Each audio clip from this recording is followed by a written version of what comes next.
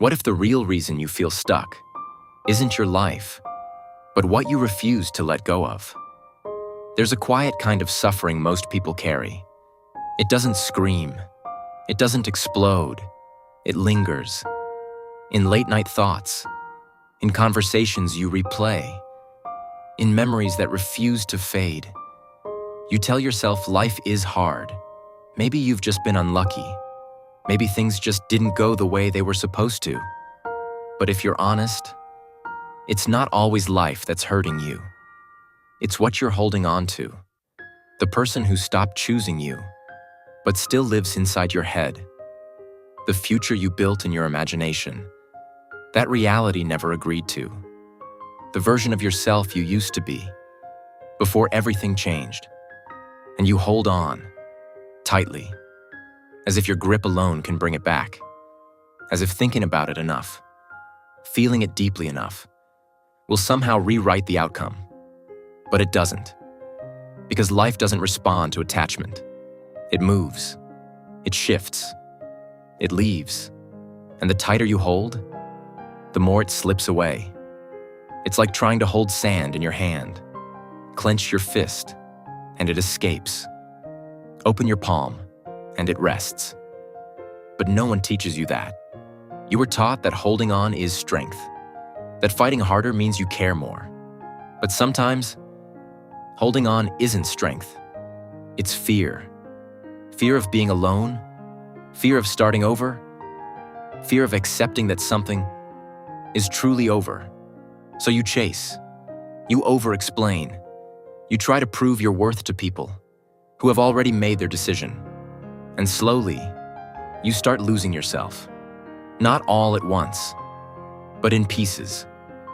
A little dignity here, a little peace there, until one day, you don't recognize who you've become. And then, something shifts. Not loudly, not dramatically, just a quiet voice inside you that says, I'm tired. Tired of forcing what doesn't flow. Tired of seeking validation from people who barely see you. Tired of carrying emotional weight that was never yours to hold. And in that moment, you stop. You stop chasing. You stop explaining. You stop reacting. And something strange happens. The things that once controlled you lose their power. Their silence no longer feels like rejection.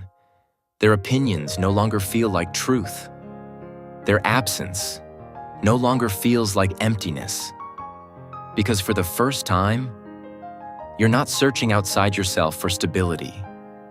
You've found it within. Detachment isn't coldness. It's clarity. Clarity about what you deserve. Clarity about what you cannot control. Clarity about what is worth your energy and what is not. You begin to understand something deeper. Not everything that leaves is a loss. Not everything that stays is a blessing. And not everything you feel needs to be followed. So you choose differently. Peace over pride, silence over noise, distance over dysfunction. And suddenly, life feels lighter. Not because everything is perfect, but because you're no longer trying to control what was never yours to control. You let people be who they are. You let situations unfold as they will. You let the past stay in the past. And in doing so, you take yourself back. You realize something that changes everything. Peace was never something you had to find. It was something you kept giving away. Every time you begged for attention. Every time you reacted without thinking. Every time you held on to something that was already gone. But now, you're different. You observe more than you react. You accept more than you resist. You walk away more than you hold on. And that changes everything. Because when you stop needing life to go your way, life stops controlling you. No rejection can shake you. No delay can break you. No opinion can define you. You become calm, grounded, unshakable. And the most beautiful part? The right things don't require force. They don't drain you. They don't confuse you. They don't make you question your worth. They arrive and they stay without pressure. So maybe the answer was never to try harder.